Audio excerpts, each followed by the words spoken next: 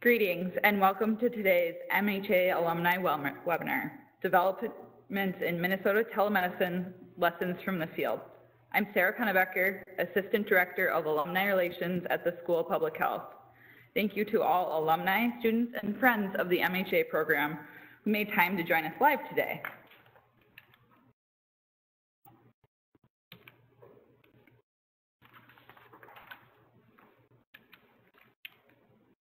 Today's webinar is hosted by the MHA Alumni Association and was planned by the MHA Education and Engagement Committee. We are excited to offer this webinar to encourage and provide lifelong learning to both local and distance alumni, and we plan to offer more webinars in the future as part of an ongoing series.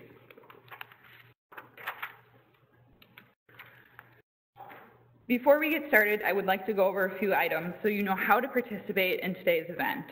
If you join the presentation listening using your computer speaker systems and you would prefer to listen over the telephone, just select telephone in the audio panel of your GoToWebinar panel and the dial-in information will be displayed. If you experience audio difficulties while listening by your computer speakers, this can be caused by having multiple software applications open, which can use up your computer's bandwidth and affect network performance. Listening in on a wireless signal may affect performance as well. Feel free to close any unnecessary applications on your computer. Questions are welcome and you may submit them at any time. Please type in your questions in the questions panel on the right-hand side of your screen under Q&A. We'll be monitoring questions along the way, so please submit your questions or comments at any time. Please do not use the chat function as we may miss your question. So once again, please use the Q&A so we can make sure we can answer your question. And now for our webinar on telemedicine. Our presenters today are Dr. Peter Huckfeldt, Jack Dressen, and Dr. Jerome Siy. Dr. Huckfeldt is an assistant professor in the Division of Health Policy and Management at the University of Minnesota School of Public Health. His research investigates the organization and payment of healthcare providers and the effects of delivery interventions targeting more vulnerable populations. His current project investigates the effects of an intensive lifestyle intervention for type 2 diabetes on economic outcomes, the organization of hospitals and post-acute care providers, and the effects of Medicare managed care plans on healthcare use. Jack Dressen is the Administrative Director at Hospital Medicine at HealthPartners. He joined HealthPartners as an Administrative Fellow after graduating from the University of Minnesota's MHA program in 2014. Jack served as the program manager for telemedicine prior to moving into his current role with the hospital medicine team. Jack has leadership responsibilities for an adult and pediatric hospital practice that serves 10 hospitals in the Twin Cities metro and surrounding areas, including western Wisconsin. Jerome Siy, MD, is the Division Medical Director for Hospital Specialties at HealthPartners and a practicing hospitalist. He is also an adjunct assistant professor of medicine for the University of Minnesota Med School. He joined HealthPartners in 2000 as a hospitalist. In 2006, he became chief of hospital medicine at Regents Hospital and then department chair in 2010, overseeing and developing the HealthPartners adult and pediatric hospital medicine program at 10 hospitals in the Twin Cities metro area and St. Croix Valley in western Wisconsin. Jerome joined the University of Minnesota's executive MHA program, which he will complete in January 2020. Thank you, and now I'll turn the webinar over to you.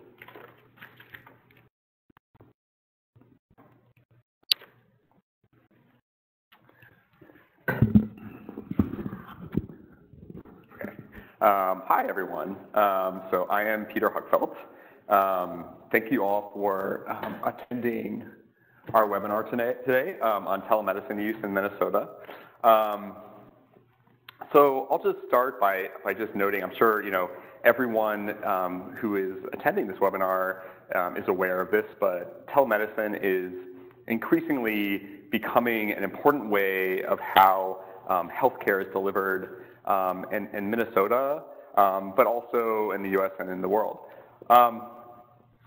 So a broad definition of telemedicine is that it is like the exchange of medical information using electronic communications. But of course, if we base telemedicine on this definition, this telemedicine would have been widely used in the 20th century because, of course, people have been talking about healthcare issues on the phone for many years.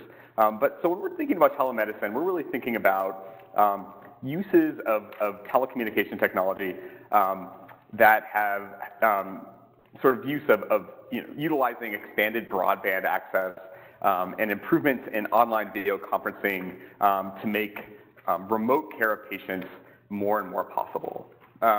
So if you just think about how much video chat platforms have improved in performance and increased in use in the past 10 years, that sort of parallels the increased use of telemedicine.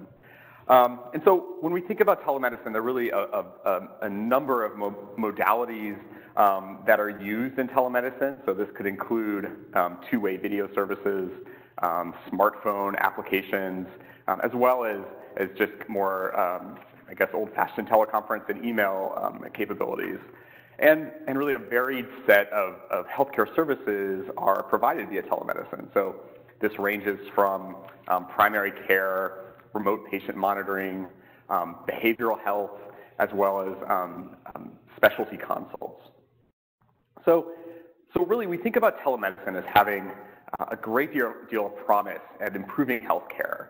So on the one hand, telemedicine may expand access to healthcare. So for example, in places with fewer providers, for example, I'm thinking about like rural areas where hospitals and clinics may be closing or a great distance away, telemedicine may expand access to healthcare.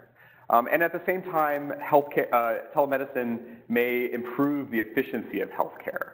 So this could happen by supplanting more costly in-person services when they're not necessary, or by increasing access, providers may catch important health conditions faster. So in all of these ways, telemedicine really has the potential to improve healthcare. So this figure is from a paper that I will be discussing shortly, but it shows rates of telemedicine use in Minnesota between 2010 and 2015. And it shows the rates of users per 10,000 insurance enrollees overall and across different sources of insurance. And I think the key takeaway from this figure is that use of telemedicine has really grown in the past decade. So in 2010, only 26 out of each 10,000 insurance enrollees in Minnesota received any telemedicine visit. And by 2015, this increased to 113 enrollees per 10,000 enrollees. So the overall rate is still somewhat low, but the growth is really striking. So what's really exciting to me as a faculty member in the University of Minnesota School of Public Health is that our students and alumni are really pioneers and innovators in telemedicine provision. So a few examples include Gianni Yu, who is a PhD student and PhD candidate in the Health Policy and Management Division. And she is partnering with the Minnesota Department of Health to investigate telemedicine use in the state. And she's doing that using the Minnesota All-Payer Claims Database, which includes healthcare utilization for a large majority of insurance enrollees in Minnesota. Another example is Julie Hooley, who is an important leader in a Telestroke initiative that is being implemented by Fairview M Health. And then another example are my co-presenters today, Jack Dressen and Jerome Siy, who are implementing a telehospital medicine program for critical access hospitals through HealthPartners. And so these are a few examples. I would note that we have other alumni and current students that are involved in other telemedicine activities around the state, so including at Avera Health and the Minneapolis VA. And so this is really just a sampling of the work that is being done by our students and alumni.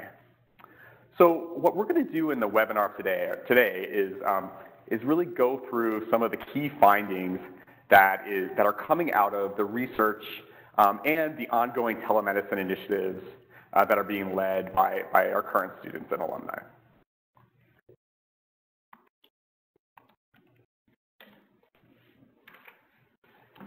So here's just an outline of the talk today. So I'm going to start by describing some work that I did with a PhD student and other co-authors that just kind of provides an overview of telemedicine use in Minnesota to sort of set the stage. I will then talk about some research being done that looks at the effects of direct-to-consumer telemedicine. And then we'll go through a couple of case studies where our current students and alumni are implementing telemedicine initiatives around the state. So to start with this overview of telemedicine use in Minnesota, let's just start by just motivating why Minnesota is an interesting place to study in terms of telemedicine innovation. So to start, Minnesota really has a state policy environment that is really ripe for encouraging innovative uses of telemedicine. So quite early on, relative to other states, Minnesota's Medicaid program established payment parity, or paying the same rate, for mental health care that was provided in person and remotely via like a teleconference. So that was all the way back in 2006. More recently, the Minnesota Telemedicine Act was implemented and passed. And so this legislation established payment parity, first for Medicaid payment, but also for commercial insurance payments for a wider range of services. So beyond the policy environment, I think Minnesota is also interesting because it encompasses both urban areas and really remote rural areas. And these two types of locations really have differing unmet healthcare needs that pose really differing opportunities from telemedicine. And then I think a third point is just that the healthcare providers in Minnesota have been innovators across different parts of healthcare, but certainly in telemedicine. And an important example of this is that Minnesota providers are really on the forefront of establishing patient-initiated direct-to-consumer telemedicine visits. So, with this motivation, we embarked on some research to really study how telemedicine was being used in Minnesota. And really, when we started this work, statewide use of telemedicine was largely unknown. And this was in part due to a lack of data at the population level. So Gianni Yu, who is a PhD candidate here, led a collaboration with the Minnesota Department of Health to analyze the Minnesota all-payer claims database. So this really valuable data set includes healthcare claims for 89% of Minnesotans with healthcare coverage. So using these data, we could look at telemedicine use across a broad range of populations. So this paper came out in Health Affairs in December of 2018, so just a couple months ago, and Gianni Yu was the leader, and then the other authors were Pamela Mink and Stefan Gildemeister at the Minnesota Department of Health, and Gene Abraham, who's also at, of course, at the University of Minnesota. So this was really a descriptive paper that sought to answer a number of questions related to how telemedicine is being used in Minnesota. And so we were interested in looking at, what types of healthcare providers are delivering telemedicine, what modes of telemedicine are being provided in Minnesota. So we focused in large part on this patient-initiated direct-to-consumer telemedicine. We also looked at these kind of real-time provider-initiated consultations. So I think you could think of the direct-to-consumer telemedicine. This is when a patient is at their house they have a healthcare concern, and they can initiate a conversation with a physician or a nurse practitioner to address their concern. The real-time provider-initiated consultations take the form of, for example, a patient in a rural area goes to a clinic, and then, for example, a nurse may establish a consultation with a remote specialist to address a healthcare concern. There are other types of telemedicine that exist, for example, remote patient monitoring, and sort of asynchronous telemedicine. For example, when like teledermatology, when a dermatologist looks at a lab and provides a diagnosis, but it doesn't happen in real time. A third question that we tackled in this research was how does the type of telemedicine being used vary by insurance coverage? And this really reflects that insurance coverage of telemedicine varies considerably across Medicaid, Medicare, and private insurers. And then finally, we were interested in how telemedicine use differs between patients in urban areas versus rural areas when the sort of unmet needs may differ. So the first finding that I showed in a prior slide was just that telemedicine use is really growing, but overall use is still low. So when we look at total telemedicine encounters and visits, these were like 10,000 visits in 2010 in Minnesota, and these increased to over 80,000 by 2015. But when you think about the population of the state, this is still a relatively low rate. And we found, so again, we focused primarily on these DTC patient-initiated visits and real-time provider-initiated visits, and both really grew substantially over this period, although the direct-to-consumer visits really do form the majority of telemedicine use in Minnesota. So next we looked at telemedicine providers in Minnesota. So this pie chart shows the distribution of providers across telemedicine visits in 2015. And I think a key finding is that, the plurality of providers are actually nurse practitioners and not physicians. And then when we look within physicians, the majority of physician telemedicine visits were provided by psychiatrists. So next we looked at the use of direct-to-consumer versus provider-initiated telemedicine and how this varied by insurance coverage, the type of provider, and physician specialties. So when we look at direct-to-consumer telemedicine visits, the vast majority of these visits were provided to commercially insured patients. And when we look at provider-initiated visits, these really were distributed across different types of public and private health insurance coverage. Then when we look at the breakdown of providers providing either DTC or provider-initiated services, what we find is that the direct-to-consumer services are really being provided by primarily nurse practitioners, while the provider-initiated services are predominantly provided by physicians. Then finally, if we look at just telemedicine visits that were provided by physicians, we find that the direct-to-consumer visits were primarily provided by family medicine, while the provider-initiated visits were provided by mostly psychiatrists. And so I think this sort of reflects the fact that the direct-to-consumer visits are often for more kind of primary care-oriented conditions such as sinusitis. So next, we wanted to look at the use of telemedicine in metro and non-metropolitan areas in Minnesota. So this figure comes from the appendix of our Health Affairs paper, and it just shows the rate of telemedicine use per 10,000 insurance enrollees separately by health insurance coverage. So what you find here is that, like, overall, the story kind of differs depending on the type of health insurance you're looking at.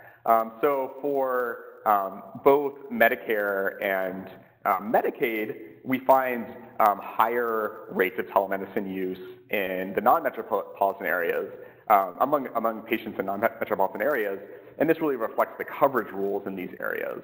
But in contrast, if you look at commercially enrolled patients, we find higher rates of telemedicine use in the urban metropolitan areas.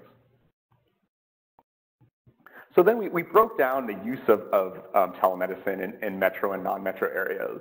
And so I think an interesting thing is that, when we look at the payers of telemedicine visit in the metropolitan areas, this is really mostly being paid for by commercial insurers, while in the non-metropolitan areas, this is really a mix of public and private insurers.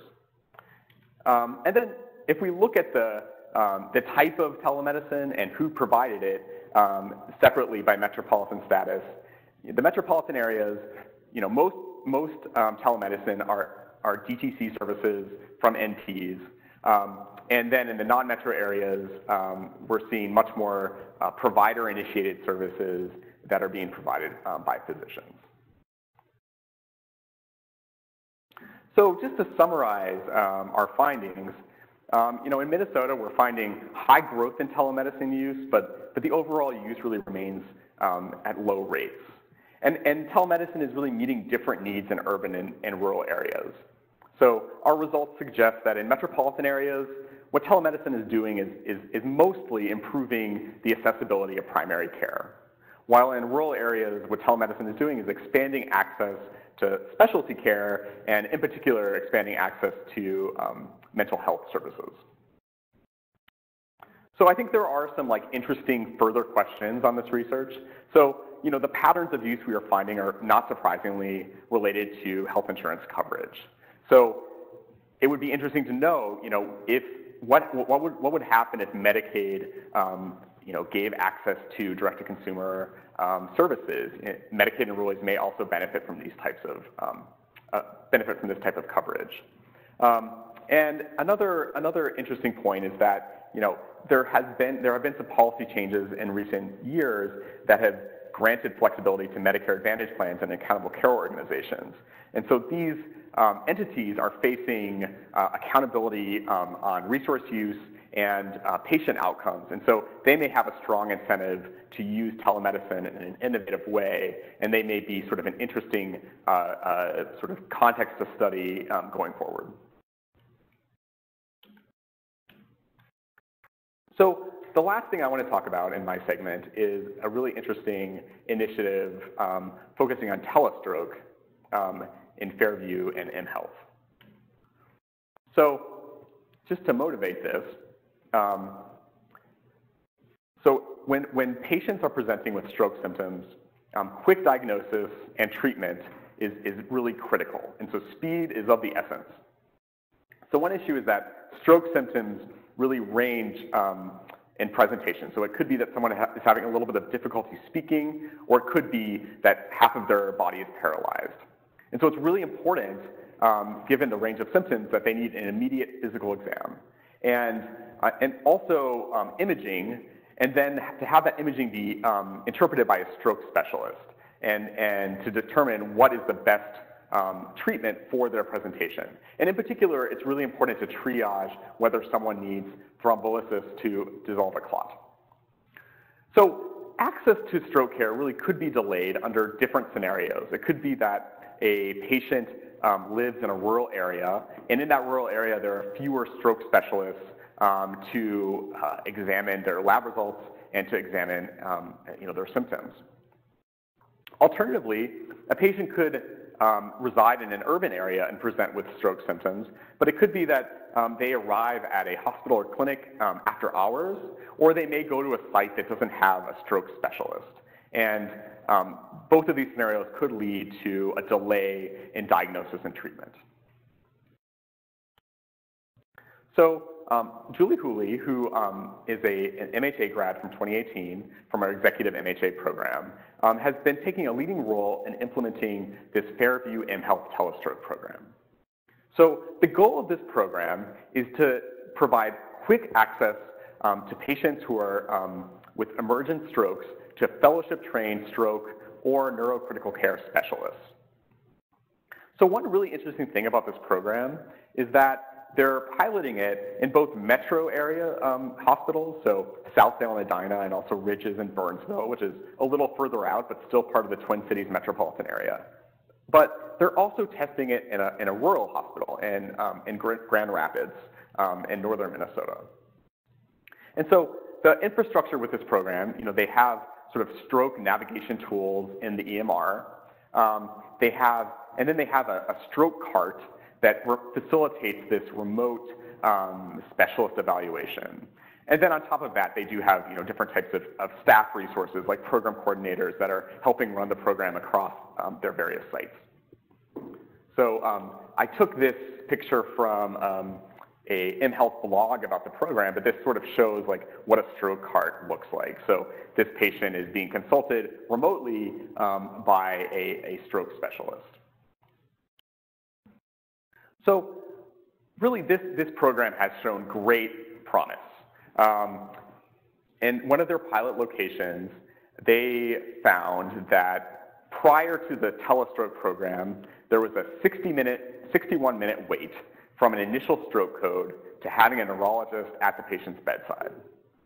During the Telestroke pilot, they reduced this time to 14 minutes on average, and that was relative to a goal of reducing this to 20 minutes. So this was really just, I think, a very successful first step in reducing stroke treatment times. And due to this success, they're expanding this program more widely. So their goal is to have 24/7 access to these types of emergency telestroke consults at all Fairview and Healthy's clinics and hospitals. And in addition, they're expanding this to a few non-Fairview hospitals.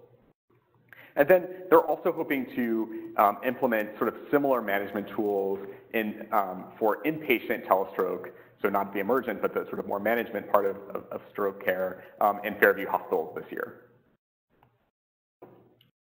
Okay, so thank you very much. I'm going to hand it over to Jack and Jerome. Great, thanks, Dr. Huckfeldt. So, hi, this is Jack Dressen, and before we get into what we're doing at HealthPartners, I just wanted to ground people in our hospital medicine practice. So Jerome and I have responsibility for our 12 practice locations that are located in the Minneapolis metro area and then out in western Wisconsin as well as western Minnesota. We have a diverse practice. We have about 120 providers in our practice covering different services from straight general medicine to academic services at Regions, but also med-ped services at Children's of Minnesota, both the St. Paul and Minneapolis campuses, and then telemedicine. And so that's what we're here to talk a little bit about today. One of my recent passions has really been around rural health, and you'll see here several somewhat alarming headlines that have come out in the recent years. I actually follow University of North Carolina that has a health services center that studies rural care. And that number of 93 rural hospital closures has actually changed as of yesterday, went up to 97 rural hospital closures since 2010. On the left, for those of you in Minnesota may have seen some recent publications on obstetric care in Minnesota. We have had since 2000 to 2015, there have been 15 hospitals that have eliminated obstetric care, all in rural areas. That represents 38% reduction, which is among the worst in the country, actually. And so when we think about rural care, we really want to think about how we can maintain access to care in these populations, but also to help these communities continue to thrive. And all of this work really stemmed from the results of all that on our providers. When we first were approached to help staff and see patients in our community hospitals out in western Wisconsin, it was because our physicians there were really starting to burn out. Gone are the days where our family doctor could do everything. They were the emergency room, they were the obstetrician, they were the primary care doctor, they were the nursing home doctor, and they still had to be able to be available 24/7 expect to have a family at home and be able to make it back into clinic the following day. And as you know, although 97% of our land mass is non-urban, a whole 20% live there, and yet we don't have enough clinicians who can live in these communities to take care of our rural communities. And so we were called upon to find a way, an affordable way, to care for our communities. I always like this image. On the left, you'll see an old Norman Rockwell painting where he depicts the small-town family doctor, and he's there examining his doll. And on the right, you'll see a juxtaposition of one of our telemedicine doctors. This is Dr. Platt, who was finishing a shift in his home when his daughter woke up and came up and sat right on his desk, and he sent me this photo that his wife took. And it immediately reminded me of the Norman Rockwell painting and how that really has made a change in medicine as it's delivered today. But when I looked back and gave a different presentation on telemedicine, I recognized that this was predicted way back. If any of you on this call remember the Jetsons from the days of yore, they were actually providing telemedicine even back then. So Jerome outlined a little bit of the burning platform that we were given by our rural hospitals, and so as we went down the path of exploring telemedicine, we established some program principles for us to be our guiding force, if you will. So knowing that keeping care in the community is important not only for our patients, it's where they want to be cared for, but it's also about keeping our hospitals healthy from a financial and sustainability perspective. As Jerome talked a little bit about the sustainability and preserving of a sustainable practice for our local providers, knowing that if we can create a sustainable practice for the local family physicians, that we may be able to see some success in recruitment and retention down the line. And then, of course, keeping an eye towards affordability, knowing that it's not possible to, or not financially feasible to continue to pay call pay at these rural hospitals. And so how do we use a somewhat expensive resource in the physician and use it in a more efficient way to make sure that patients in all of these communities have access to a provider around the clock. And so about 17 months ago, we went live with our telemedicine program, first covering Hudson, Westfields, Amory, and St. Croix Falls in western Wisconsin, and then more recently covering Hutchinson Health, a portion of their nights. Our program runs from 6 p.m. to 8 a.m. And spans 131 miles from Minnesota to Wisconsin. As Dr. Huckfeldt was mentioning, telemedicine comes in many forms, and so we always feel it's important to ground us in what when Jerome and I talk about telemedicine, what we are actually talking about. And so our workflow looks something like this. You present in the ED at one of your community hospital. You have an evaluation by the ED provider at that time.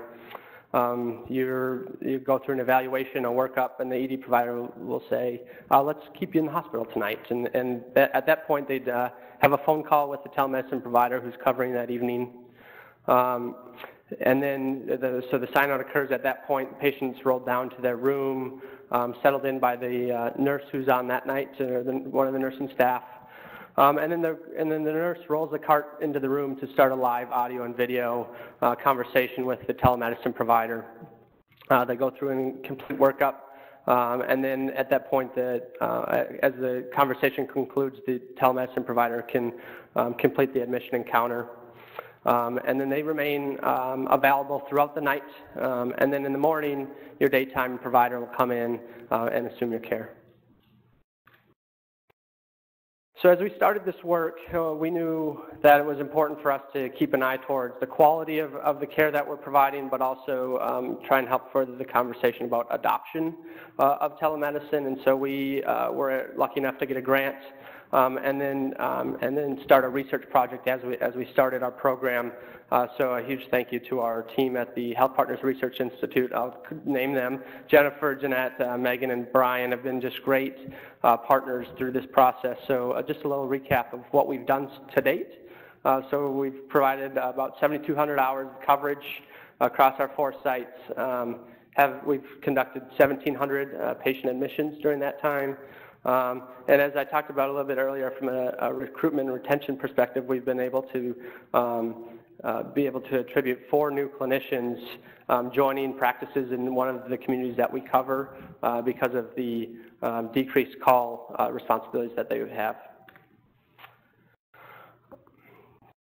We also, in the first 90 days, wanted to look at the patient experience. So that, again, the program was just getting off the ground, but we were able to get surveys out to just over 200 patients who had a telemedicine encounter during their hospital stay, and wanted to look to them to see how would they adopt this innovation, knowing that that this would be new for a lot of our patients and a majority of our patients who are older than 55, and so knowing that adoption of technology may not be in their wheelhouse. But as you'll see from our survey results, we're actually quite pleased with how with the feedback that we got. So identifying that they were able to establish a relationship with their physician 96% of the time by saying that the telemedicine doctor treated them with courtesy and respect, that they were able to hear and understand the care that they were getting 90% of the time, that they saw this as a good thing and that it wasn't detrimental to their experience in the hospital. And then we also threw in this question about, if you think about your community and communities like yours, is this a feasible way of getting care, and is it something that you might expect people in neighboring towns to accept? And we were really pleased to see an 85% favorable response rate on that. We also wanted to keep an eye on how our nursing staff, our nursing partners, and then our physicians were viewing this telemedicine and this innovation. And so seeing really nice response rates. Our physicians are loving this and engaged in this. Talking about how were they able to assess the patient and make a connection with them 93% of the time.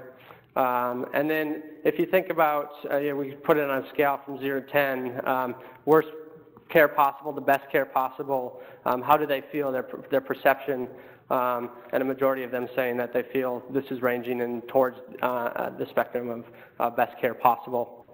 And then, again, looking at that, would you recommend this to other like facilities? So that was really what we looked at from an experience perspective. And Jerome's going to go into a little bit more of the statistics around what we've observed.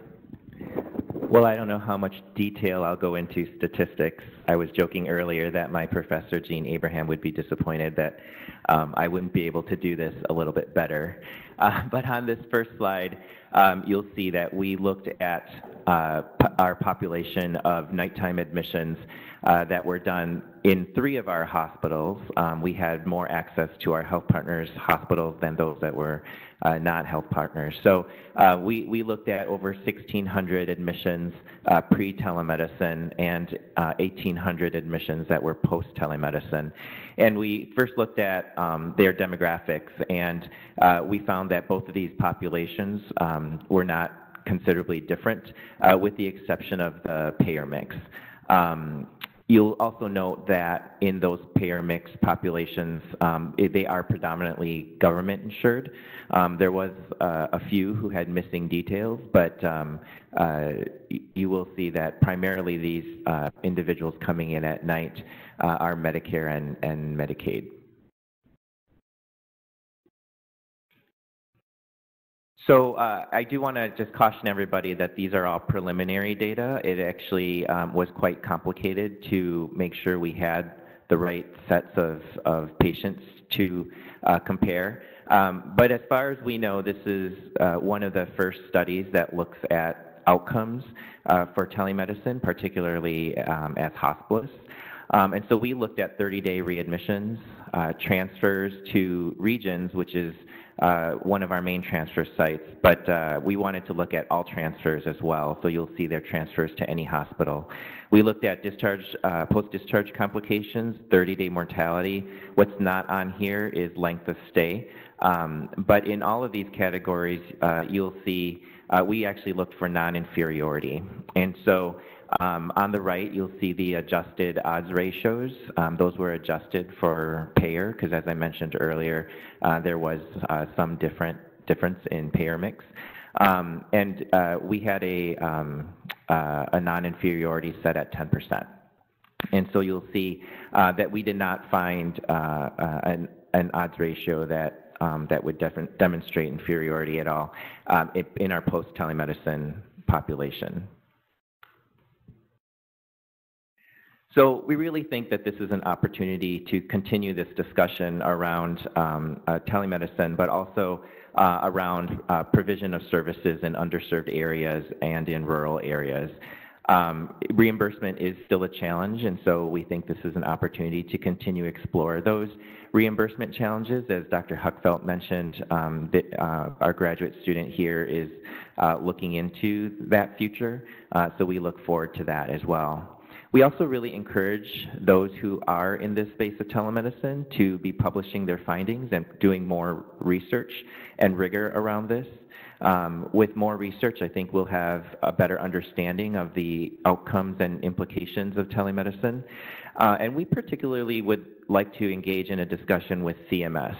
For Medicare, there's quite a bit of wonder or concern of whether or not we are able to provide equivalent services with telemedicine.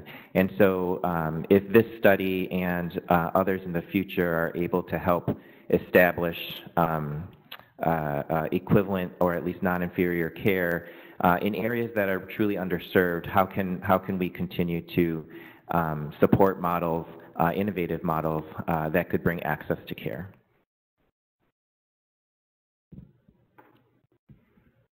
Great, and I think that's all we have. So we'll open it up to questions.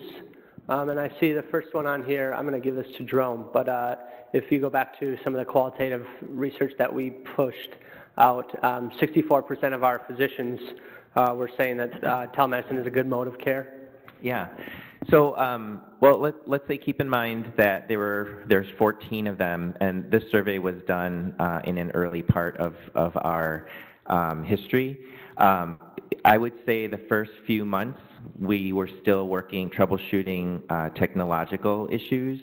There was one site where the internet would go out or it was slow, and we had to troubleshoot those. I think in general, physicians really still prefer in-person visits. You can't touch a patient. You can't hold their hand through it. You can't wipe their tears, or you can't put your arms around their shoulders. And so to the extent that we can perform well with medical things, I think people are really happy with it because we know that we are providing a service and we have great purpose in the way we deliver care to rural areas. But is it the very best way to deliver care? I think our docs really want to be there right at the bedside, but we know that we can't always do it.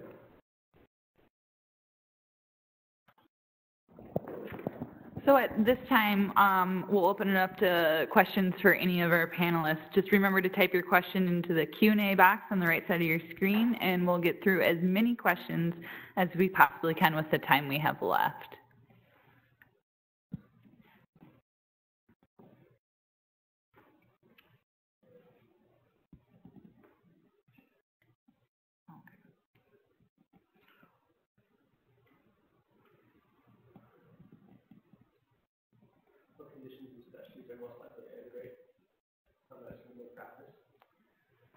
Oh, they can't.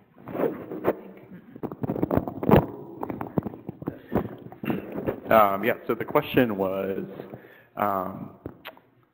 what conditions and specialties are most likely to integrate telemedicine into their practice as one of the modalities? And so, our work that use the Minnesota All-Payer Claims database suggests that overwhelmingly, the most common use is for behavioral health, which I think makes sense because it is a field that is maybe less, needing a physical exam. So it kind of makes sense that, a remote interaction can be sufficient. Oh, and then there was this question: what's in the future? So, yeah, that might be I would maybe ask Jack and Jerome to prognosticate on that. Well, Well, I would definitely say that mental health, behavioral health is only going to grow. I think that we have a severe shortage of services. Not even, and we're talking about urban areas, but in rural areas, it's even more dramatic. I also saw some work on the opioid epidemic and using telemedicine, telehealth services to help in that space. So I think that that's an area that's going to grow. Another area that we've been considering, but also I've been researching on, is the space of palliative care and hospice, so that there are more access points for individuals who could benefit from those services, where we're not always able to reach, especially given transportation issues in areas that are more remote. So I think those are some of the areas beyond what we already know within the different medical specialties.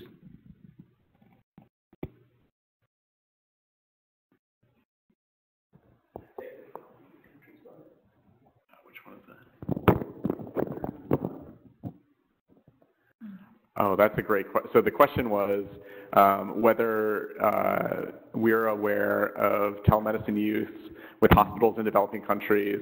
And I do not know the answer to that question, but it seems like a very innovative use. I mean, it sort of parallels, in some countries, we have, in the rural U.S., we have shortages of primary care and specialty care, and some of those issues may be even more pronounced in kind of lower income countries. So I think that's a great question for future work. I actually think there is some consultative work that occurs with telehealth and developing countries, but to the extent of reaching individual patients, I'm not sure. I do see a question about whether we use advanced practice clinicians in our hospice program. Currently, we do in our program. We don't in telemedicine. Our program is new. We actually are really excited to try to introduce more advanced practice clinicians in our telemedicine program. We think, though, that when we were first introducing it to communities that were new to telemedicine and to hospitals that were new to telemedicine, there's always a lot of concern and suspicion. So to the extent that we could alleviate some of those worries, we are currently using physicians only, but we have a sizable practice with advanced practice clinicians who are just excellent, and they're also very innovative and engaged, and so we would love to eventually incorporate more advanced practice clinicians into our program. I think we have to get to the question that Henry put in. He's a current student here in the MHA program. He wonders if any of our panelists have advice for implementing multi-specialty ALS telemedicine care within academic medicine, which will help inform his advanced problem-solving project, his capstone project. Silence. Thoughts? Henry, we look forward to seeing your final problem-solving report. We're not helping you. Let's see, is HealthPartners looking at unique partnerships with other organizations in this space providing telemedicine services? I mean, I think there is a lot of opportunity for growth in this space, and our hope as we start our program was to start somewhat small so that we can study it and understand the true impact on care before we go too fast. But I think as we continue to look forward into the future that there is a ton of opportunity, and there are more players coming into this space. Yeah. And we have been approached by other systems to get advice and to do site visits and learn more. And we have always been open to sharing. We like to share. We think that it's better for our health systems and ultimately better for our patients if we share. So we have always been open to sharing. So if anybody is interested, we're happy to help.